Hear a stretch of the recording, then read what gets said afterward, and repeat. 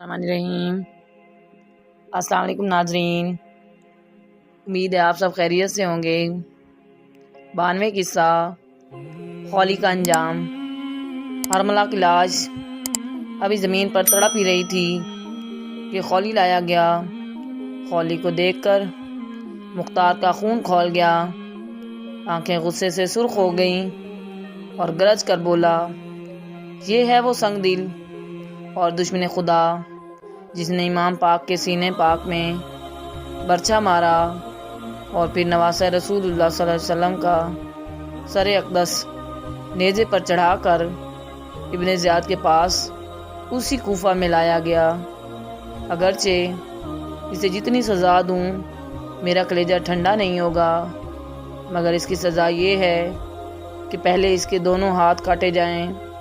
اور پھر دونوں پاؤں، پھر اس کے سینے میں برچھا مار کر اس کو واصل جہنم کیا جائے اور پھر اس کا سر کاٹ کر نیزے پر چڑھا کر میرے سامنے لایا جائے۔ جلادوں نے ایسا ہی کیا۔ اگلا قصہ ابن زیاد کا انجام بد۔ ابن زیاد اپنا خونی کھیل کھیل کر اور چمتان فاطمہ کی ہری بھری شاخوں کو کاٹ کر اس کے مہکتے ہوئے پھولوں کو توڑ کر اور پھر یزید سے موصل کی حکومت اس ظلم و ستم کے نام میں حاصل کر کے ہر طرح سے بے خوف ہو کر بیٹھ گیا تھا، مگر اس ظالم کو یہ معلوم نہ تھا کہ خدا کی لاٹھی بے آواز اور اس کا قہر خاموش ہے، اور اسے یہ بھی معلوم نہ تھا کہ مختار ثقفی قہر الہی کی صورت میں نمودار ہو چکا ہے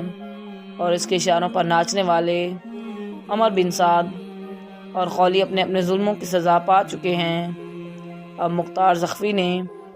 ابراہیم بن مالک اشتر کو حکم دیا کہ ایک بھاری فوج کے ساتھ ابن زیاد پر حملہ کر دیا جائے اور اس کو زندہ یا مردہ میرے سامنے پیش کیا جائے۔ چنانچہ ابراہیم بن مالک نے ابن زیاد پر حملہ کر دیا، اور اگرچہ ان کے پاس سامان حرب بھی کم تھا اور فوج بھی تھوڑی تھی، مگر چونکہ قدرت ان کے ساتھ تھی اور منشاء قدرت یہی تھا کہ قاتلان حسین کو ان کے ظلم و ستم کی پوری سزا ملے، اس لیے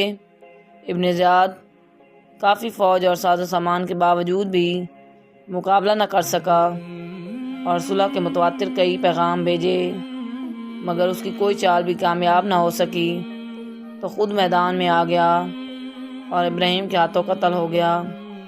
پھر اس کا سر بھی نیزے پر چڑھا کر کوفہ میں مختار ثقفی کے سامنے لایا گیا۔ یزید کے ان فوجی افسروں کو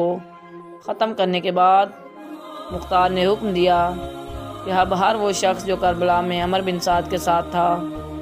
اس کو بھی قتل کر دیا جائے، اور نہر فرات پر قبضہ کرنے والوں، لاشوں پر گھوڑے دوڑانے والوں، تیر چلانے والوں کا بھی خاتمہ کر دیا جائے۔ چنانچہ ایسا ہی کیا گیا، اور جب مختار تمام دشمنان اہل بیت اور قاتلان حضرت امام حسین علیہ السلام کو واصل جہنم کر چکا، تو کیا کہ ان سزاؤں سے میری آگ نہیں بجھی؟ یہ تو میں نے صرف اپنا فرض ادا کیا ہے، اصل سزا تو ان کو حشر کے دن ملے گی۔